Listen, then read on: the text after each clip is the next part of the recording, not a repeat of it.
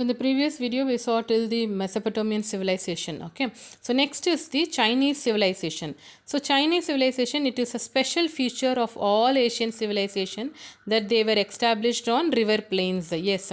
See, for like all civilization, they have been created their civilization or the living habitat near to the river plains. So over here the Chinese civilization was no exception to this. So Chinese civilization was also developed near the river plains, but the river which led to the establishment of the Chinese civilization was known as China's Sorrow. Why it is called as China's Sorrow, we will see it now. This was the Wang Ho. So the Chinese Sorrow is named as Wang Ho river. Okay, so after the floods this river changed its course in an unpredictable manner and inundated houses and agricultural lands. So what happened after the floods, this river has changed its course. That means because of its overflow, the an unpredicted manner and inundated houses, that is over full of houses were there and agricultural lands were there, so it could render all the canals useless. Okay, so there was useless for canals, there is no use of any canals over there. So this was the reason the people of that area referred it as the symbol of sorrow. Okay, according to archaeological evidences, the first ruling family of the Chinese civilization was Shang dynasty. So what is if which is the first family of Chinese civilization? Shang dynasty. It ruled in the period of between 18th century and the 12th century BCE. Under the rule of this dynasty, people had developed a wonderful culture by the 14th century. Okay, so the Shang dynasty was overpowered by the neighboring Zhou dynasty. So they were overpowered by the neighboring dynasty, which is said as Zhou dynasty. The Zhou dynasty continued the good tradition of the Shang culture and ruled till 250 BCE. So in the Zhou dynasty, there was a section of officials below the kings. So the king allotted, so under Zhou dynasty, there was a sections of officials below the kings, and the king allotted portions of the land to the officials. So they were given a high importance. So in return for that, the officials supported the king during the battles.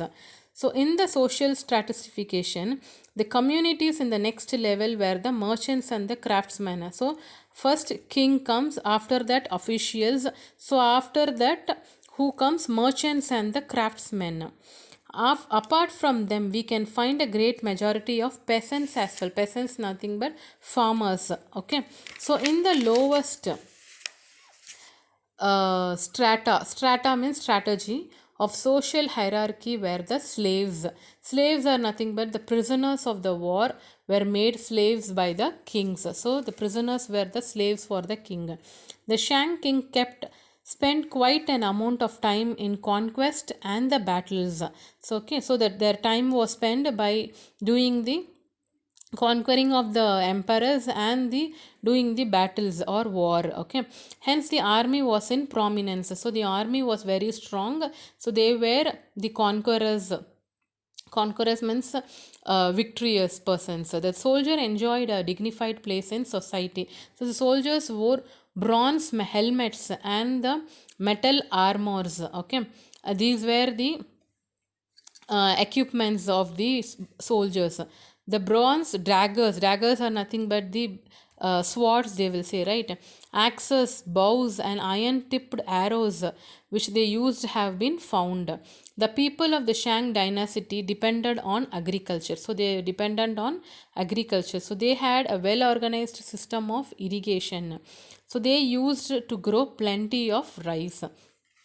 So from this para we can able to see how the people of Shang dynasty was dependent on agriculture. The Chinese used to wear thin cotton dresses. They used silk too and engaged in silkworm rearing. So they were very much used to wear thin cotton dresses, and they were used silk too. So they were doing or growing up the silkworm. silk manufacturing was a prominent industry. Was the main industry? The Chinese used to make excellent pots and had learned to make various objects from porcelain. Okay, so porcelain is also a clay type. So it was a custom of Chinese to worship their ancestors. That means the forefathers. So they believed that a dead man become a spirit and that the spirit had special powers. Okay, so the dead persons will become a spirit and that spirit will have a special powers. Okay, so the dead body was buried along with various wooden articles, pots, bronze vessels and other objects. So here also, whereas we saw in Egyptian civilization, the dead body has been buried with few future objects. Likewise, in Chinese civilization also, some articles, pots, vessels have been buried with the dead body. So the tombs of kings used to be quite large. Okay, so the Chinese tradition of writing began with pictures and got transformed into an ideographic script. Okay, so the writings of the Chinese was based on pictures and then they have been transformed into an ideographic script. Okay, writers used to write on silk and bamboo slips, so they used to write it in silk.